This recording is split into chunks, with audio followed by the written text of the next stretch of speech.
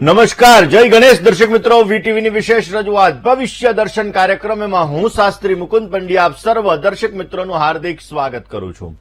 દર્શક મિત્રો, આપણે મંગળ અને કેતુનો પ્રભાવ ભૂતકાળની અંદર જોઈ ચૂક્યા છીએ કે મંગળ જ્યારે કેતુની સાથે સિંહ રાશિની અંદર બિરાજમાન થયા અને એ બિરાજમાન થતાની સાથે દેશ અને દુનિયાને હલચલ મચાવી દે, દેશ અને દુનિયાની અંદર માનસિક ઉદ્વેગ ઉત્પન્ન કરાવી દેવી ઘટનાઓ બનવાની ચાલુ થઈ, જેની અંદર ભારત અને પાકિસ્તાન, જેની અંદર આપણે જોઈ શકીએ કે ક્યાંક ને ક્યાંક યુદ્ધની પરિસ્થિતિનું પણ નિર્માણ થયું હતું.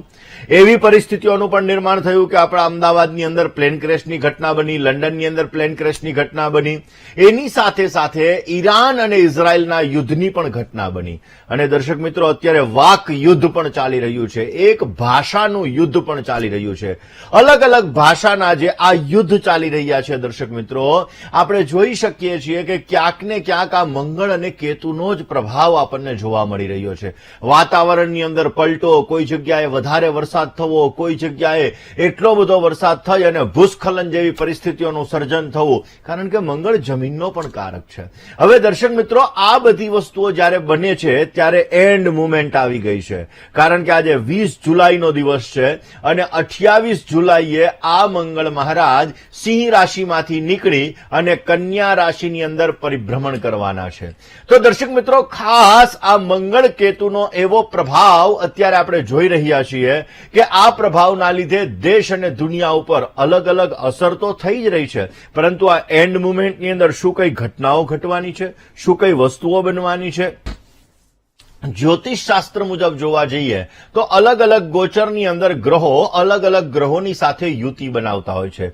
ઘણી બધી વખત એવા યોગોનું સર્જન થતું હોય છે કે જે યોગો ક્યાંક ને ક્યાંક દુષ્પ્રભાવનું સર્જન કરતા હોય છે.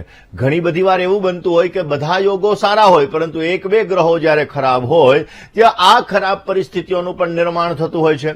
અને દર્શક મિત્રો, એટલા માટે આપણે જોઈએ કે ઘણી બધી વખત જ્યારે જીવનની અંદર સમસ્યાઓનું સર્જન થાય તો કભી ખુશી કભી ગમ, ક્યારેક લાભ ક્યારેક નુકસાન, આવી બધી સ્થિતિઓનું સર્જન આપણે જોતા હોઈએ છીએ. દર્શક મિત્રો, અગ્નિ તત્વની રાશિ એટલે કે સિંહ રાશિ અને અગ્નિ તત્વનો ગ્રહ એટલે કે મંગળ ગ્રહ, કેતુ મંગળ જેવું પરિણામ આપે છે. અને આપણે ઘણા સમયથી જોયું કે જે 1989 સાલની અંદર સિંહ રાશિની અંદર મંગળ અને કેતુ જ્યારે બંને ગ્રહો સાથે આવ્યા હતા, એ સમયગાળાની અંદર એવી રચનાઓ થઈ, એવી વસ્તુઓ થઈ, એ સમયે પણ પ્લેન ક્રેશની ઘટના બની હતી.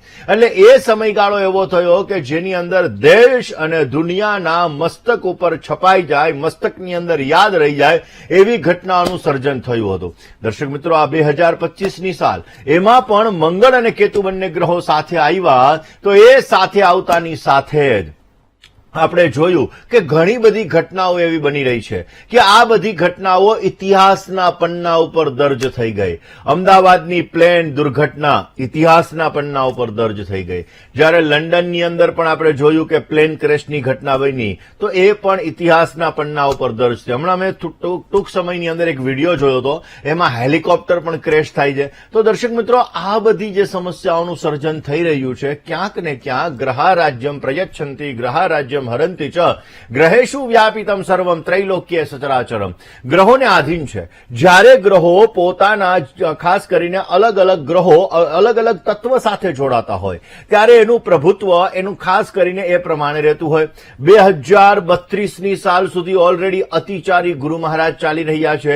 દર્શક મિત્રો, અતિચારી ગુરુ 7 થી 8 વર્ષ આની પહેલા મહાભારતના કાળ દરમિયાન હતા. અતિચારી ગુરુ ઘણી બધી વાર આવે છે, પરંતુ એ અતિચારી ગુરુ એક આરે 7 વર્ષ, એક આરે 8 વર્ષ, આ સમયગાળો બહુ ઓછો જોવા મળે છે. જે વર્ષો પછી જોવા મળે છે ને એ સમયગાળો મહાભારતના યુદ્ધ સમયે આપણે જોયો હતો.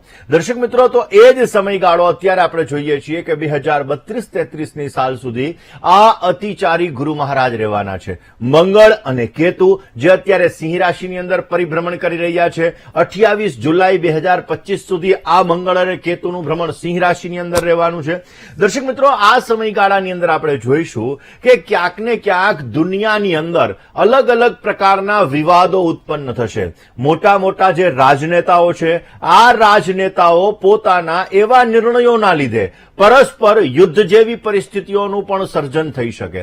દર્શક મિત્રો, ભારત દેશની જો વાત કરવામાં આવે તો ઓલરેડી ભારતની કુંડલીની અંદર આગામી સમયની અંદર મંગળની મહાદશા ચાલુ થવાની છે.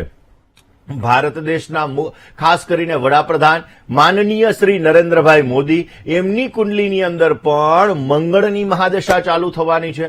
હવે દર્શક મિત્રો, આ મંગળ અગ્નિ તત્વનો ગ્રહ છે, મંગળ જમીન મકાનનો કારક ગ્રહ છે, મંગળ ગ્રહોનો સેનાપતિ છે, અને ભારત દેશની કુંડલીની અંદર જ જ્યારે આવી પરિસ્થિતિઓનું સર્જન થાય તો આગામી સમયની અંદર આપણે જોઈશું કે ભારતમાં નવા નવા ટેકનોલોજીના ઉદય થતા જણાશે. આગામી સમયની અંદર આજુબાજુના દેશો સાથેના સંબંધોમાં થોડું ઘણું ઘર્ષણ પણ ઉત્પન્ન થઈ શકે એમ છે. ક્યાંક ને ક્યાંક એવો સમયગાળો બને કે આ દર્શક મિત્રો સમયગાળાની અંદર ભારત દેશ ભલે આગળ વધતો જણાય, પરંતુ ક્યાંક સમસ્યાઓનો સામનો પણ કરવો પડી શકે. વાત આજે એ નથી, આજે વાત છે સિંહ રાશિની અંદર મંગળ અને કેતુના પરિભ્રમણની. દર્શક મિત્રો, મંગળ અને કેતુનું પરિભ્રમણ અંતિમ ચરણની અંદર જઈ રહ્યું છે. હવે આ અંતિમ ચરણની અંદર જ્યારે ચાલી રહ્યું છે ત્યારે આપણે જોઈશું કે અલગ અલગ જગ્યાએ પ્રકૃતિની અંદર સમસ્યાઓનું સર્જન થશે.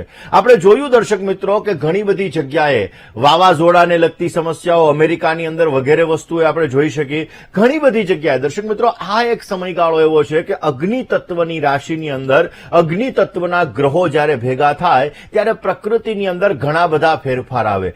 લોકોના જીવનની અંદર પણ વાણી વિલાસ ઉત્પન્ન થાય. જે રાજા છે, કારણ કે આ વર્ષનો રાજા સૂર્ય છે, મંત્રી પણ સૂર્ય છે, અને સૂર્યની રાશિની અંદર જ મંગળ અને કેતુ છે. એટલે બની શકે કે દેશ અને દુનિયાના જે અલગ અલગ રાજનેતાઓ છે, પ્રતિનિધિઓ છે, આ પ્રતિનિધિઓ દ્વારા જે અલગ અલગ પ્રકારના અલગ અલગ દેશો ઉપર પ્રતિબંધો લગાડવામાં આવે અને એ પ્રતિબંધોના હિસાબે પણ સમસ્યાઓનું સર્જન થતું જણાય. ક્યાંક ને ક્યાંક વાતાવરણ થોડું ઘણું તંગમય બની શકે. જોઈશું કે આ સમયગાળાની અંદર ઓઇલ, ડીઝલ, આ બધી વસ્તુઓના ભાવમાં પણ ઘણા બધા ફેરફારો આપણને જોવા મળી શકશે. આમ તો દર્શક મિત્રો અતિચારી ગુરુ ચાલી રહ્યો છે, અને આ અતિચારી ગુરુ જ્યારે સિંહ રાશિની અંદર આવશે, હજી ઘણી બધી વાર છે, 2026ની સાલની અંદર આવશે, અને આ જ્યારે અતિચારી ગુરુ સિંહ રાશિની અંદર આવશે તો ગોલ્ડના ભાવ જે અત્યારે બહુ વધી રહ્યા છે, આ ભાવમાં અત્યંત ઉછાળો આપણને 2027 સુધીની અંદર જોવા મળશે. આ સમયગાળો એવો હશે કે આ સમયગાળાની અંદર સોનાના ભાવની અંદર વધારે પડતો ઉછાળો આપણે આ સમયગાળાની અંદર જોઈ શકીશું. એટલે ક્યાંક ને ક્યાંક આ સમયગાળો મોંઘવારી વધતી હોય એવો જણાશે.